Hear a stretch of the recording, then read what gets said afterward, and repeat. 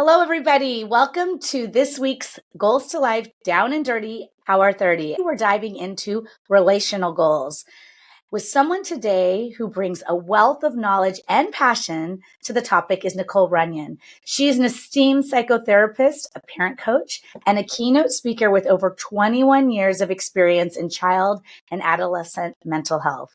Nicole is known for her unique ability to help parents better understand the minds of children in today's culture. She's here today to share her expertise on building strong, meaningful connections with our children. And that is something that every parent strives for. Nicole, it's such a pleasure to have you here. I'm so excited to hear what you're having to say to everybody on the Goals to Life platform. Thank you so much. Thank you so much for having me. I'm excited to have this conversation and dive deeper into it. Absolutely. So you guys all know we have 30 minutes. So we got to get right to it sometimes. So I would like to know, when you're helping your clients, what is the main, like one of the main goals with an outcome that you like sharing, that you'd like to share with us that you help your clients with? I want to help parents get the tools they need to help their kids in today's tech-driven, anxious, sort of overstimulated world. I often call parents today revolutionaries. I think that we're parenting in a time that's completely different than any generation before us. And I think we need a specific set of tools to do that. Yeah, absolutely. We do. And so with that, I mean, I think it's, like you said, it's something that we've never seen before. And as time continues to go on, things are going to continue to change, but you have to educate yourself on what you can do as things are evolving, because you can't have the same methods that your parents had on you. That's right. Just very different.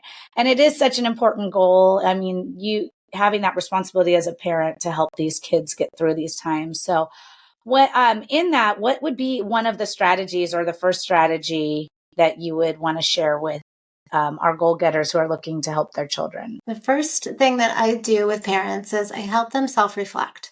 So what we got in our childhoods, we often pendulum swing into the opposite direction because we don't want to do to our kids what was done to us. And we parent out of our wounds. So, and we're not aware of it. It's completely subconscious most of the time. And so what I like to do is really just help parents get some clarity on that, ask themselves some self-reflection questions about some of the things they didn't like about their childhood or their wounding, and just bringing some awareness to how that might be affecting their parenting. Right. Absolutely. So it's just having that reflection on the past, so they could kind of see if there is a pattern that is happening right now and on how they're parenting. That's right.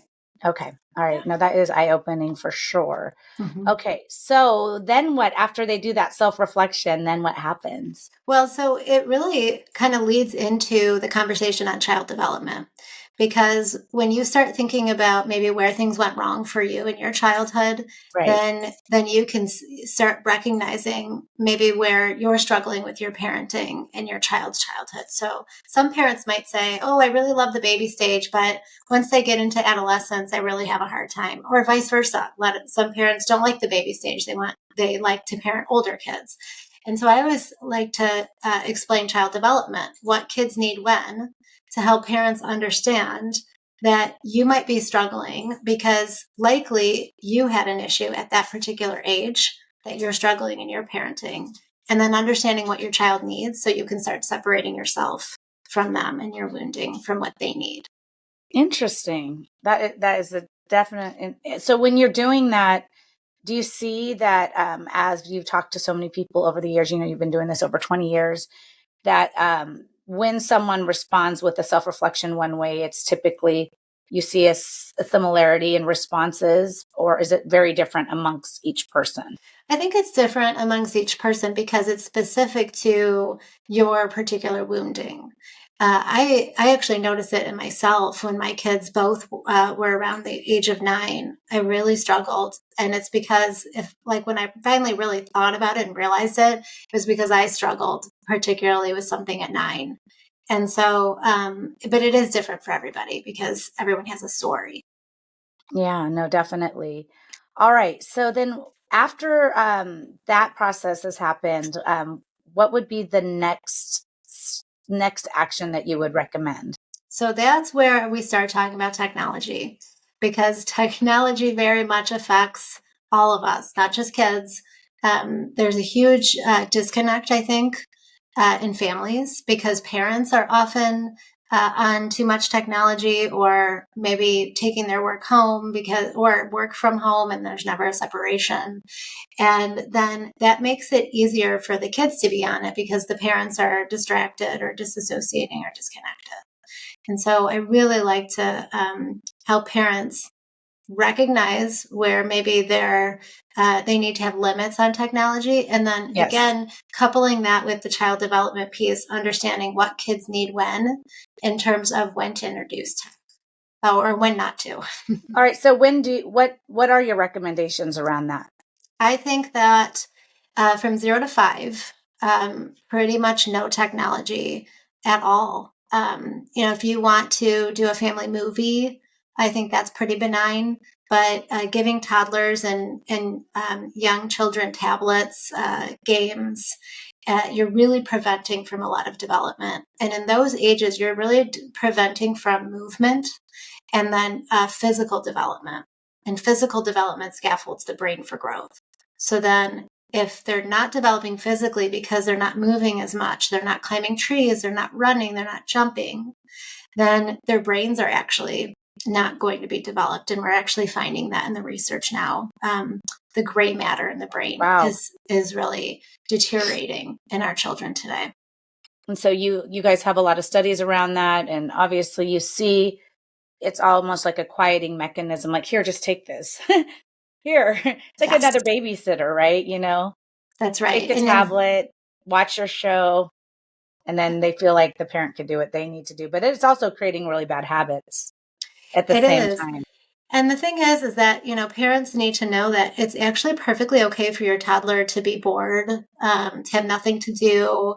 If you need to get something done, you don't have to use that as a babysitter. They can figure out what to do. And I help parents know how to help them do that. I don't just say sink or swim. There are actual strategies that you can use to show your kid and teach your kid how to do things independently at certain ages, so that you can take a step back and say, hey, mom needs to cook dinner, and you're going to do a craft while I'm cooking dinner, instead of just handing them the tablet. Absolutely. And are you finding between certain age brackets, there's certain things that you advise, like you said, from 0 to 5? Yes, from 0 to 5. So then from 5 to 10, I tend to suggest, a little bit of TV. Streaming TV, I think, is a big issue. It's not like when you and I were watching TV. It's constant. It's addictive. If you finish a show, another one starts right away. It jumps right in, right? Yeah.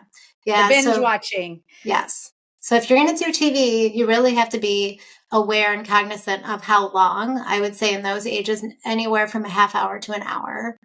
And then as far as tablets or apps or things like that, minimal usage under supervision, because actually a lot of kids' games and shows, and for example, YouTube Kids, these are areas where actually predators know where kids go, right? They're in kids' spaces, and parents think that it's safe because it's made for kids. But actually, if you're not supervising them, they're stumbling upon content and even talking to strangers, and you don't even know it. So do you have recommendations that you give the parents on, here's some resources that I want to give you to make sure that your kids are protected if you are putting them on this platform, or this is ways to supervise what's happening? Or even how the phone will track how many hours you've been on social media, or how many hours you're on each app. I'm wondering if and I haven't looked. So when you're talking about some of these online, like Netflix or any of those kinds of, or the Disney app, because a lot of them are online streaming now, the go away of all those cable channels. Is there a way that you can track that, what's been watched and how long? Have you looked into that? I'm just curious. I know it's not I'm curious. Yeah. You know what? I don't, I haven't, and I don't actually even really look into parental controls or recommend them, because I think that if your kid is too young to be on it without supervision, then they probably shouldn't be on it at all. And that's always my recommendation. So when I say like from 5 to 10, they absolutely should not be on it unsupervised. And only if it's something like, for example, if they love to draw, then they could, have a drawing app, or they could go to YouTube and search, drawing tutorials or something like that. But again, you really need to be sitting next to them and watching them do it. So if you're just going to hand them a tablet and allow them to play Roblox, right, without your supervision, and you want parental controls or you want time limits, that's where I say just don't allow it. Because again, I think they have no business being on it if they have to be tracked like that. Right. Yeah. Right. I know there are for the phone constraints, but I would it's really good that you're bringing that in, especially from 5 to 10 also. And this is a lot to do with the developmental. Now, when you're coaching through, do you discuss, the consequences of like why, what could happen in that developmental phase? Because I think so often, like it's a struggle because society says one thing, right? They want you, my friends or, whatever. I heard about this or I saw that. And for you to have to stand so strong, there has to be a powerful why and understanding that, because it's going to be a lot of like this, the kids and you doing this dance until you all can understand the consequences. That is, yes, 100%. I love that you brought that up, because the kids, they really do know how to tear at our heartstrings with this stuff. And parents really need to be strong in their knowing. And so, absolutely, I help parents understand exactly what kids need when, from a physical developmental standpoint, a cognitive, a social emotional, and even a connection to self, which I actually consider like a spiritual Yes. developmental. And there's certain ages, at these points that they're developing these things, and they need the freedom and the space to be able to do that naturally. And yeah, so I absolutely help parents understand that, because there has to be a definitive why, because it's hard. It And is hard. it's really hard. I Like do your it with kids my want you're own like, I want kids. you to be happy or I want you to not stop asking me. But it's like, no, this is serious. Like the consequence has to be great enough. And I know you have that data, and you being able to provide that data to hold strong to what the long-term results are going to be, not just being the short fix, Yeah. is really great that you have that knowledge and expertise. Okay. So give some tips at like the dinner table, like things that you would say regarding phone usage and stuff on how Oh, families good. struggle with, boundaries around technology. Yeah. So, dinner table's a great time to not have any technology. It's a time for connection. It's a time to check in about your day. You can just ask questions. Kids often will, it's the age old thing where you pick them up from school and you say, "How was your day?" And they say, "Good" or Yeah. "Fine," right? Right, right, right. And you'll notice, actually, if you have tech free times throughout the evening, kids will start talking to you about their day. They just need a minute, because they've been on all day. And when you pick them up or they come home from school, they don't want to talk anymore and they don't want to be on. But once they settle, that's when they're ready to start telling their Opening up. the Yeah. day. Yeah. So that's a great time to ask questions and just kind of check in. I also recommend no phones in the bedrooms. So, a lot of kids, they're using their devices all night. They're not sleeping. They're showing up to school tired. They're having attention and focus issues. So, really, just that boundary around like rooms are for sleeping, bedrooms are for sleeping. And so, having like a check in of your phone at a certain time, it should be an hour before you go to bed, because that Yes. blue light really stimulates you. Correct. And the melatonin's not turning on because the light is telling you it's still time to be awake.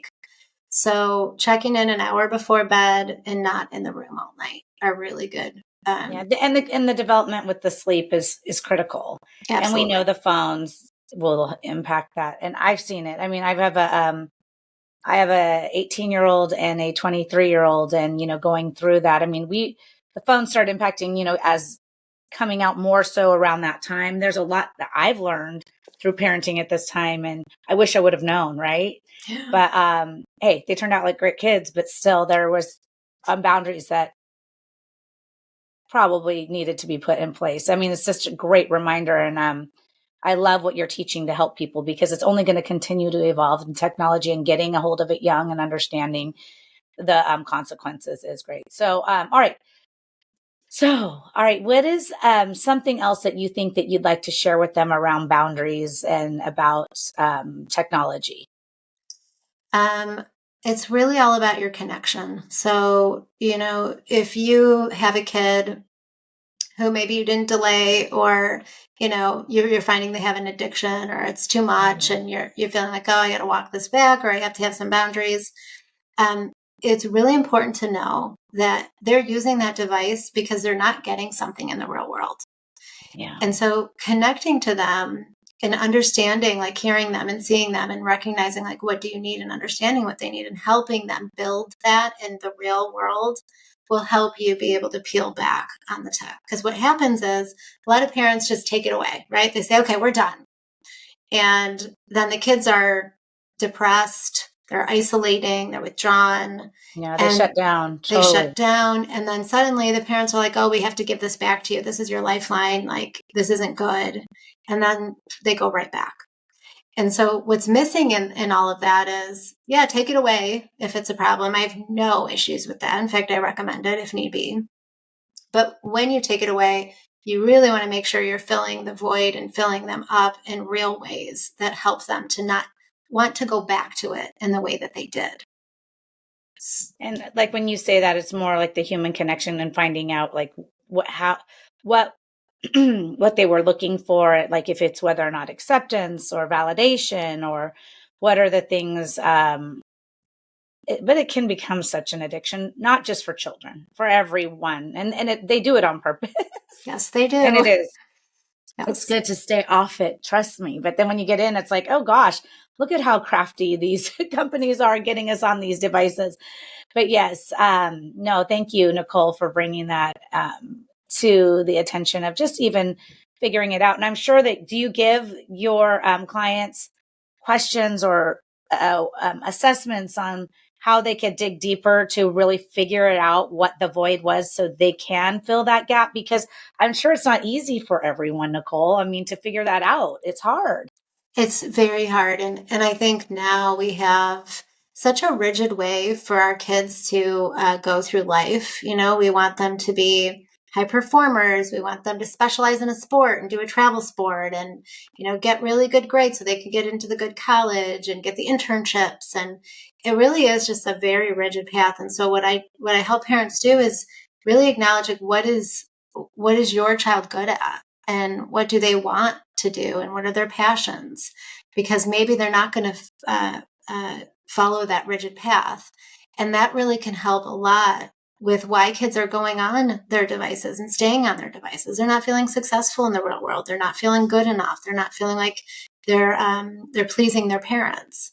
So just Right. that idea of connection and seeing them and just talking to them, it's pretty simple. Like I'll tell parents, well, if, your 9-year-old wants to do nothing but play Roblox, then what you can do is take that device out of their hands and say, hey, we're going to go to the grocery store. We're going to pick out some ingredients. We can pick out your favorite ingredients, and we're going to bake a cake, or we're going to make dinner together. And these are things you already have to do anyway, right? You already have Right. to And make it's dinner. a You already life have to. application, And so hands on. that's right. So not only are you connecting with them, but they're learning something that they need to know later on in life. So like I say, these are simple things. It doesn't have to be complicated. My husband and I call them Disney days, where you feel like, oh, you have to take your kids to the carnival or the park or the museum or whatever. You don't have to have a Disney day. Just make dinner together. Yeah. Yeah. And create those memories. I know. Yeah. So important. Just having dinner together anymore for society today is difficult, with, like you said, all the sports Yeah. and the homework, and then one kid's at this sport, so one parent's over there, the other one's there, like actually getting the family together for dinner. That's a whole other conversation. But yes, Yes. no. Great advice. All right. So just to kind of sum it up, do you mind breaking it down one more time? Like of what the things were? I think you gave about 4 items that you could, so people can try to take this into action, put it into their plan for their children as they're trying to develop deeper relationships or help their kids if they are really stuck on tech or when tech is going to be good, knowing that that's important to them as a parent. Do you mind breaking it down Sure. one Yep. last So time? it starts with self-reflection and just that idea of where did things maybe go wrong for you, or where's something unresolved in your childhood, and how are you parenting as a result? Right. And then it goes into the child development piece. So just learning about what your kids need when, at what ages. So, your 3-year-old really should be learning how to tie their shoes. Many Right. people are still doing that for their 3-year-olds. And You don't then, love Velcro? I mean, yeah. and which way do you tie? The bunny rabbits or, Yeah, right. Anyway, it doesn't matter. They need to be using those fine motor. And actually, I know, totally. I made a deal with my oldest because he did not want to tie his shoes. He was so frustrated with it. And I said, if you do it, I will get you the Velcro shoes, but you got to do it first. Good job. Yeah, that's the reward. That's the That's reward. right. Yeah. We can't make it all too easy for them. Yes. So then we talk about the technology piece. So just that, reflection on how is this affecting your family? What are some ways you can connect and peel back on the tech? And then it's really just a connection to your child and allowing them the independence, because so many kids today are not launching and they're not separating from their parents very well. They might separate, they might go off to college, but they're actually highly anxious when they get there and really struggling in the world outside of parents' houses. So the last piece of it is helping your child through your connection to them mature and grow and fly, really. What's interesting is at Goals to Life, we're really passionate about household alignment in the sense of like what people are desiring. I don't care if a kid's 5 years old. I know it would be hard for them to be in Goals to Life at that point, but mainly in junior high and up. Mm-hmm. But everybody, I don't care what age, has something that they desire, they want, they have an idea, a dream, something they want to accomplish, right? And I feel like just alone in having those conversations with your kids or your spouse to understand, like, what is it that you want in this area of your life? Like, where are you trying to go? And let me help you like get a clear plan. So there's that ownership and saying like the being able to celebrate progress and motivate through where you could see the growth pattern of like actually doing the work and it just not being handed over or parents doing it for them or giving an easy way out. Because in life, unless you know how to create a plan and have control, you're going to continue to live on social media, living out other people's lives. Mm-hmm. You're going to continue watching reality TV, living in other people's lives instead of creating the life that you dream of. And teaching that the kids that at a younger age and having the family in alignment and everybody understanding what everyone's trying to do and talking about it and like having those rewards and like having those fun things. Like, let's all go to dinner as a family and celebrate so-and-so just reached their goal or they're getting this much progress on the things that they desire instead of like, again, having a scapegoat of trying to live somewhere else. And then when they're left, they're like, okay, I don't even know how to have the life I want because I'm, never was taught. Oh, So that is really amazing. I love that. What a yeah, beautiful thing. it is, it's huge for me. And then, I really, really, want to help the children understand at a young age. I mean, I could just say if I would have had Goals to Life as a parent for my kids at that age to Yeah. teach them how to create the life they desire at a younger age, I cannot imagine what that would do for the long-term success through high school, through Yes. college, through getting a career, like just having that ownership and just, giving them the ability to create something and actually achieve what they're dreaming of. So, Yeah. Wow. anyways, Amazing. when you're talking about all of that, it's a lot more hands on and it's not dealing, yes, there is technology involved, but it's productive technology. Yes. It's not like, let's check out of life. Yes. It's I like, can get behind that. Yeah. yeah, absolutely. No, but yeah, so I do know, it just takes a lot. And the practical steps to helping these families actually see real changes. Any one last tip of like one thing? I mean, I know it's a day, taking one day at a time, but what do you have to say about them getting started? Well, I think it's always going to be hard work. So this idea that we all are used to instant gratification, you press a button, you get what you want. it's gonna take time, especially if you feel disconnected from your kids. It's gonna take time to find your way together, but just consistency and keep working at it and let yourself be uncomfortable and let them be uncomfortable, because that's It's going to just be uncomfortable. yeah. I'm glad you're being real because it's going to be uncomfortable. Yeah, no, I don't sugarcoat anything. This is hard work. And I like to tell my mom, you had it you had it easier than I do, for sure, because there are so many things today to just be concerned about with our kids, and And it's just all very addicting. mhm. So yeah, so no. And I know, just sticking to it, no matter how hard it gets, but day in, day out, and it's the little things, starting with the little things, like one day at a time. No, I agree. Consistency is everything. I am so encouraged by everything you shared. Okay. So one last thing I wanted to ask you, when you've been helping parents, give me like a success story of, like, say someone came in and was like, okay, Nicole, we're dealing with this child's here. And then you gave them a pathway or coached them through some of these steps and even more. Mhm. What kind of results have you seen that just like, give me one example that you feel people would need to hear? Yeah, so I have this couple who had actually two kids that were really struggling. They have four total, but two of their oldest kids were having a really hard time. And between the two kids, I mean, if they were my clients, I could have diagnosed them with ADD, oppositional defiant disorder, anxiety disorder. One of them had a, major anger issue, tantruming, throwing things. And mom was coming in at first. Dad was really skeptical of the whole thing. And mom had, really just felt really empowered to make some changes and to have better boundaries with dad, because he wasn't really implementing a lot of the rules that she was trying to have, and like the Oh, boundaries that's and the hard. structure. It was really hard. So eventually he reluctantly made his way into my office, and it took me a few weeks, but I built some good rapport with him, and he started to trust me.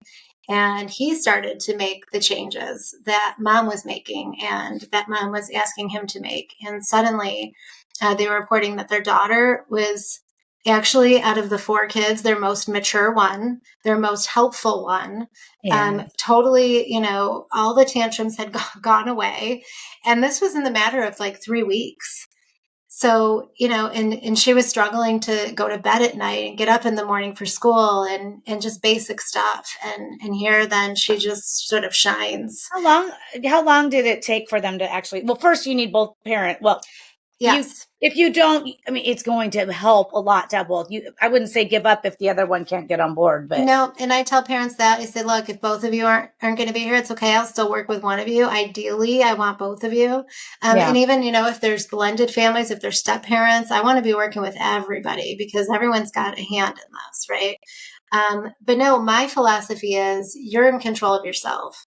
right, And a relationship, a partnership, a family works like a system and like an assembly line, essentially. And everybody's got their role.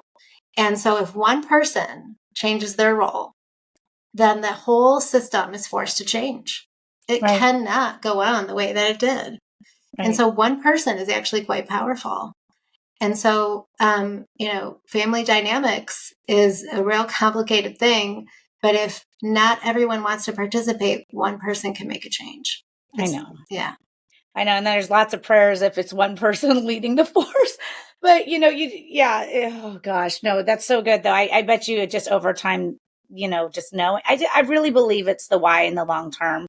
If people really wrap their head around it, they can't deny that there has to be strength. And it does take a lot of strength from the parents to not give in.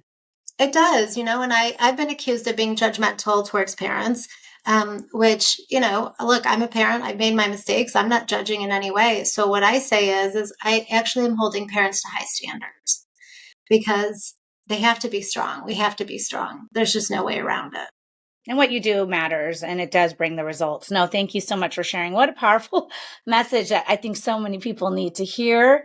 And thank you again, Nicole. I am Thank you. so grateful that we've been able to connect in person and now here virtually, and for being here to share all your wisdom. I know that there's so much more that you have of knowledge that people could tap into to reach out to you. Is there a way, if they wanted to reach out to you and get your resources, that they could connect? Yep, absolutely. There's my website is NicoleRunyon.com. There's actually a free resources tab that I have a couple of parent PDFs that they can download. And I also am on Instagram at iGeneration Mental Health, as well as Facebook at that same handle. And I'm also on LinkedIn as Nicole Runyon. And we'll add the links below here for everyone to connect with her. I know that every single parent struggles with this now. So it's not like, oh, if this applies to you, if you're a parent, you know you're struggling with this. And if you're starting to see your kid go spiraling, this is the time to, first off, try these steps. And then you're like, I really need Nicole. Then you're going to reach out to Nicole so she can help you. And again, thanks again, Nicole. And you guys, take these insights to heart and, be strong and connect more with your children and put these strategies into place and be consistent. And we'll see you next time on Down and Dirty Power 30. Thanks again, Nicole. Thank you, Wendee. It was an honor, and I love your work, and I appreciate what you're doing. We're excited to have you as a goal expert here and look forward to many more fun strategies and actions to help these parents. Thank you. Thanks so much. Thanks. All right, bye.